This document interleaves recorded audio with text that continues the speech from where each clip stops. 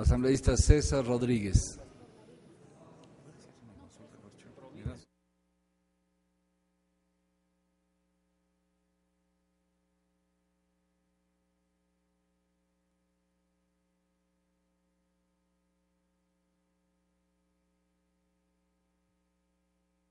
Los asambleístas.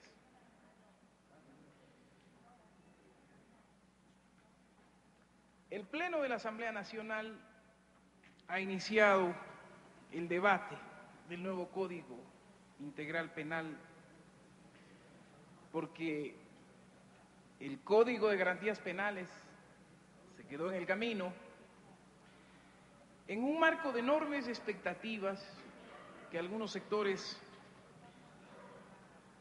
se empeñan en crear a la sociedad de que este Código Penal va a generar una percepción de que va a ayudar a la seguridad, va a mejorar la percepción de seguridad en el Ecuador. En un país en el que si hay un consenso es en el que la inseguridad ya es de todos, porque ninguna familia en el Ecuador puede declararse libre de esto que es una amenaza latente. Todos sentimos las sensaciones de los padres de familia, de las madres de familia, que siempre están con el alma en vilo porque no saben si su hijo o su hija regresa sano y salvo a casa en la noche después de la universidad o de sus actividades de trabajo. Iniciamos este debate también en el marco de enormes expectativas que nos genera el asambleísta ponente. Nos decía que esta propuesta de Código Penal integral se lo hace en el marco de un nuevo paradigma, de última ratio en el derecho penal.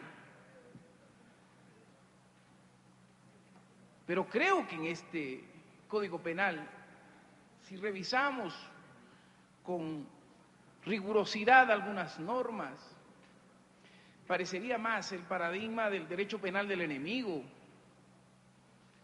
parecería más un derecho penal que retrocede en el Ecuador porque no guarda proporcionalidad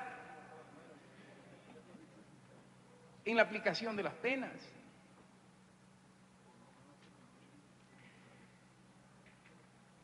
Creo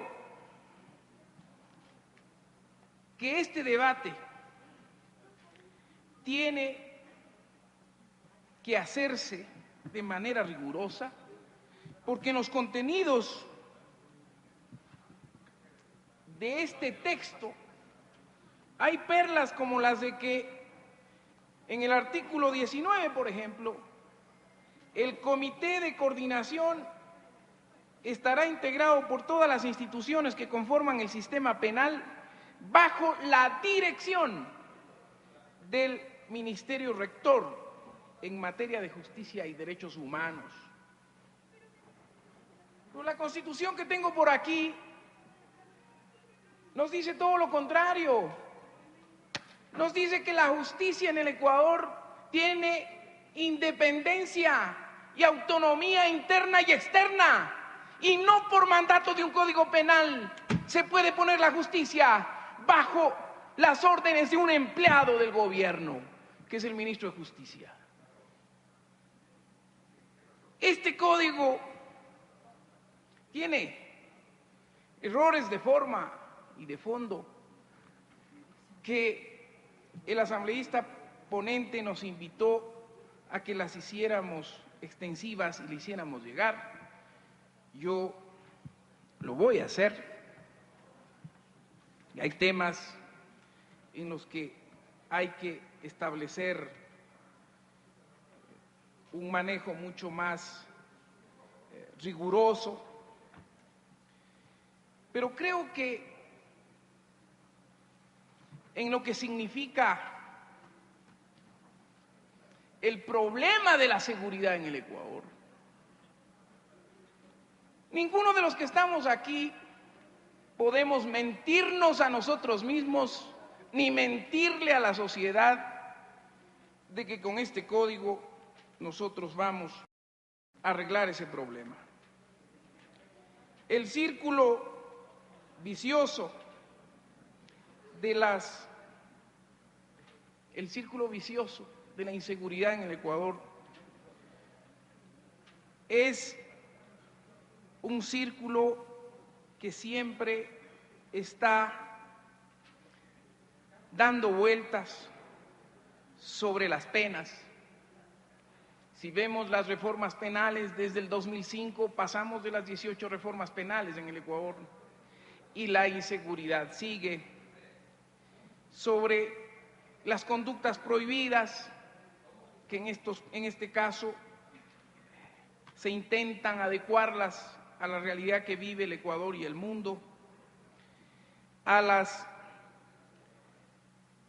relaciones sociales de un país que demanda y nos demanda en discursos mano dura, penas más fuertes, que nos pongamos más rígidos,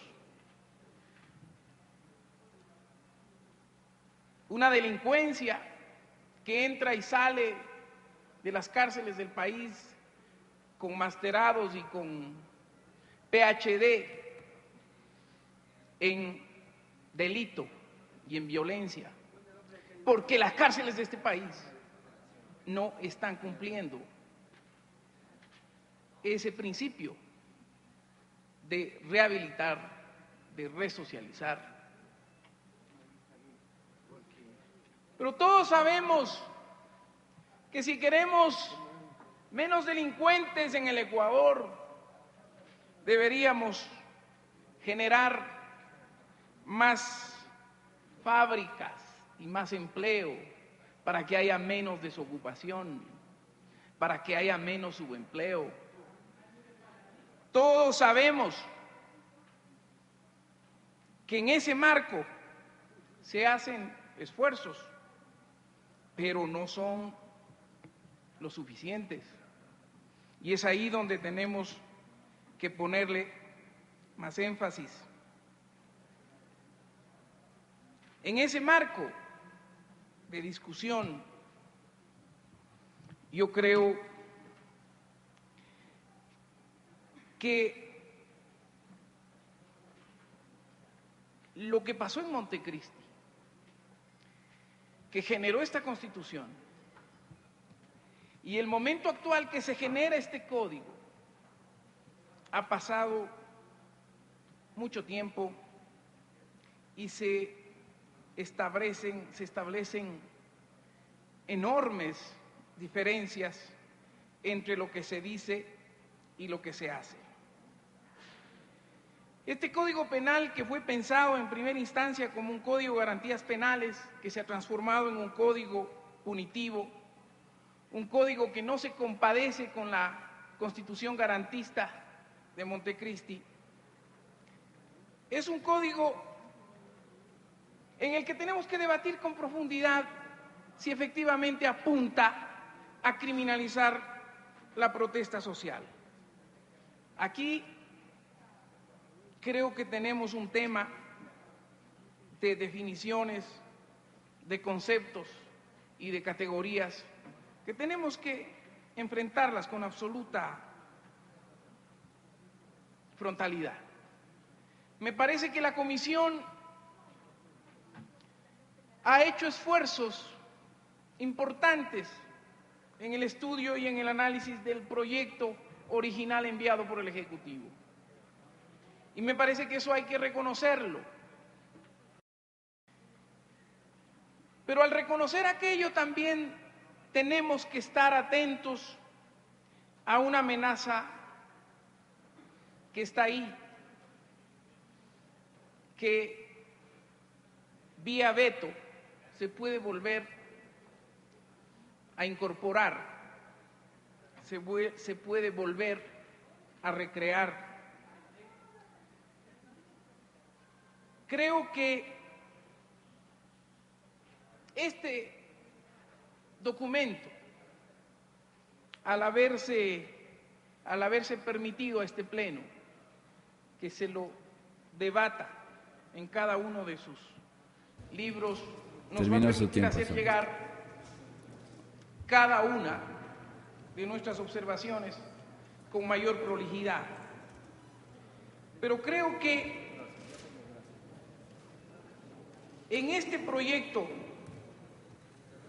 debemos prestarle atención a temas que sin lugar a dudas preocupan a la ciudadanía y que tiene que ver con que si efectivamente se está haciendo una valoración de lo que el asambleísta ponente nos decía en su presentación, si realmente se ha avanzado en esa dosimetría de la pena, porque de la presentación que hizo hoy la asambleísta María Paula Romo, extraña y llama a cuestionarse todos y cada uno si tendrá proporcionalidad la pena que se pretende hacer en este código, en el caso de Quito, por ejemplo, para el 85% de los quiteños que tienen una construcción no aprobada por el municipio de Quito, que han hecho una adecuación en su casa que tenía con la línea de fábrica un diseño y que luego sobre la marcha, porque ya se casó el hijo, porque ya crecieron más hijos, se hizo una ampliación más. Nos vamos a meter años a la cárcel por eso. ¿Qué está pasando en esa dosimetría de la pena? Una Terminó cosa su tiempo, es... asambleísta. Sí, presidente. Ha hablado 12 minutos, pero le doy uno Termino, más a que termine.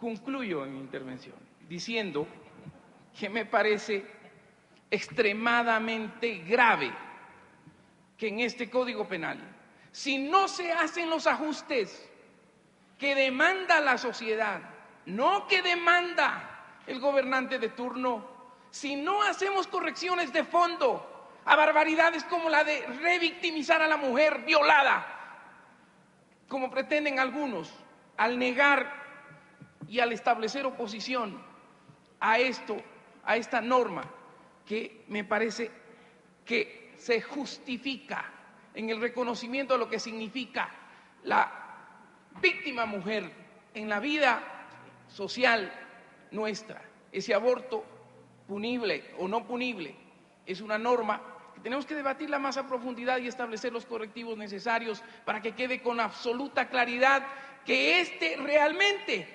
es un código de última ratio y no un código penal del enemigo. Gracias, presidente.